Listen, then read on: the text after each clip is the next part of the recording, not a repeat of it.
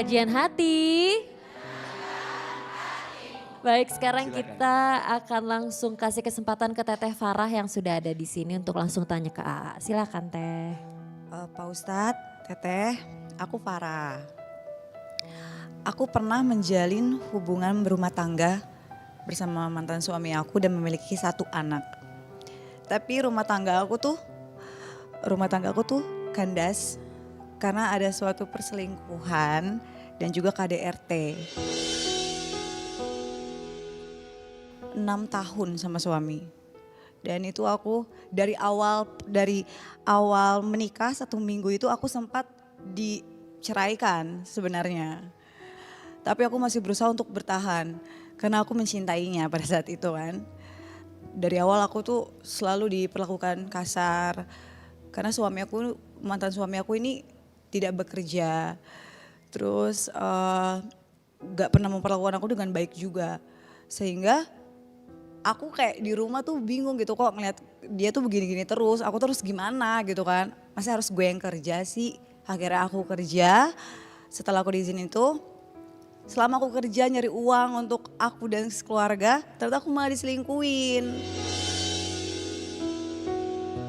Kesel lah aku di situ kan, dan aku memutuskan untuk bercerai. Tapi aku ada rasa nyesel juga, kenapa aku menyesal? Satu, aku kayak mikir, kok gue egois banget ya, anak gue tuh masih kecil. Waktu itu aku tuh bercerai usia anak aku tuh 3 tahun. Kadang sekarang aja dia suka masih nanya papanya, mah papa kemana ya? Kadang aku suka ngomong papa tuh kerjanya jauh, naik pesawat, jauh banget deh, kita tuh gak bisa nyusulin gitu. Kadang papanya juga gak pernah ingat anaknya, bahkan keluarga dari bapaknya tuh gak inget sama anaknya juga, sama cucunya gitu. Ya udahlah akhirnya aku move on, aku bangkit. Setelah itu, setelah beberapa lama aku berusaha untuk buka hati lagi nih. Ternyata orang yang aku pilih sama. Aku sama pasangan aku nih masih pacaran ya, belum menikah lagi. Tapi dia memperlakukan aku tuh sama kayak mantan suami aku, dia kasar. Ya, dia kasar banget, dia kasar banget sama aku. Sampai aku tuh sama dia itu muka aku tuh babak belur. Terus bisa-bisan sama pacarku yang sekarang, sama mantan pacar aku maksudnya. Tapi kenapa ya ketika aku semakin batinku disiksa, aku gak pernah ada rasa benci sama sekali nih Pak Ustadz. Gak pernah ada rasa sama sekali benci.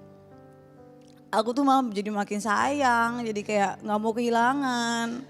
Bahkan aku untuk mempertahankan apapun itu, aku tuh selalu kayak menggunakan uang, yuk kamu mau apa? Kadang aku suka gitu, kamu mau apa? Yuk aku beliin. Yang penting kamu jangan ninggalin aku. Aku kadang suka kayak gitu. Tapi pada akhirnya setelah aku memperlakukan dia kayak gitu tuh sadar juga aku lama-lama ternyata tuh aku dimanfaatin.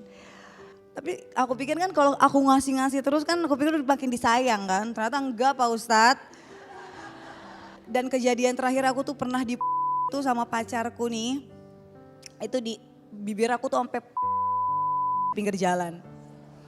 Itu terakhir kejadian itu. Itu yang buat aku kayak bulat untuk meninggalkan. Bahkan mantan suami aku tuh gak pernah separah itu KDRT-nya ke aku. Aku tuh pernah ngemis ke dia tuh terakhir aku bilang jangan tinggalin aku dong. Aku ini bener ibu-ibu terakhir ngemis sampai aku tuh kayak aku kasih mobil deh kamu jangan ninggalin aku. Iya, aduh gak ngerti ya nih otak perempuan kayak gimana Teteh. Gak ngerti kayak gimana. Udah kecintaan Pak Ustadz. Sekarang apa yang ingin Kak Farah sampaikan kepada kami? Mau nanya apa sama A? Iya. Ini dapet jodoh lagi kayak gitu lagi gak sih A ke depannya A? Udah pasrah. Takutnya nanti kayak gitu lagi. Jadi ada rasa trauma yang dalam gitu. Dari mantan suami, pacar. Iya. AA speechless ya A? Iya, saya nggak habis pikir gitu loh. Ya Allah. Iya. Nggak tahu ya, apa yang diminum oleh kafarah semalam ya. Tapi kalau saya tidak menerima apapun bentuk kekerasan. Islam itu maknanya berserah. Dalam makna lain Islam itu artinya damai, sejuk, indah, tenang. Tidak menggambarkan sosok Islam yang baik, sosok Muslim yang baik. Kalau ada orang yang sering menunjukkan kekerasan dalam dirinya. Jadi menurut saya kalau ditanya siapa suami yang paling baik? Yang paling baik sama keluarganya. Itu yang Nabi sampaikan. Khairukum khairukum li ahlihi wa ana khairukum li ahli. Sebaik-baiknya di antara kamu yang paling baik kepada keluarganya. Dan aku kata Nabi yang paling baik kepada keluargaku. Mohon maaf kalau sudah ada kekerasan, bahkan mohon maaf harus main fisik, bahkan kemudian membuat badan kita harus cedera, rusak, memar. Dan kita masih bertahan, malah dikasih. Apa memang kita bermimpi punya pasangan yang seperti itu? Jangan-jangan. Jadi mungkin kafarah bilang sakiti aku. Ayo sakiti aku. Jadi kalau menurut saya mah kafarah pelan-pelan deh. Untuk meninggalkan bab-bab yang seperti itu. Dan gini ya, caranya adalah kafarah hilangin semua cara pandang yang bilang gini, aku takut gak ada laki-laki lagi lain yang mau sama aku. Laki-laki banyak, betul gak? Kenapa masih mau bertahan sama orang yang terus nyakitin kita? Badan kita bukan samsak loh. Betul enggak? Beliau bilang karena cinta. Cinta macam apa yang seperti itu? Sok punten ya. Punten mohon maaf. Mau tanya. Dia cakep apa enggak? Jawab. Cakep. Ganteng. Ganteng. Ganteng. Ganteng. Okay. Kayak ganteng ya? Ganteng. Okay. Kaya dia? Kagak. Oke. Ahlaknya baik apa buruk? Baik ibu-ibu. Buruk. Baik. Iya. Kalau akhlak baik alhamdulillah, tapi tingkah laku enggak. Iya. Iya, oke lah. Mungkin kafarah bertahan karena ganteng kan? Ganteng tuh ada masanya. Betul nggak? Sekarang glowing, mungkin besok glosor. Turun tah. Jadi ayolah lebih realistis dalam cinta, betul? Tolong bedakan ya, ada cinta, ada nafsu. Dua hal yang berbeda. Cinta itu rasa yang membuatmu makin baik di hadapan Allah. Maka mohon maaf ya, kalau ada orang yang mengatakan cinta, tapi dengan perasaan itu tidak membuat kita makin dekat dengan Allah, itu bukan cinta. Jangan-jangan itu nafsu.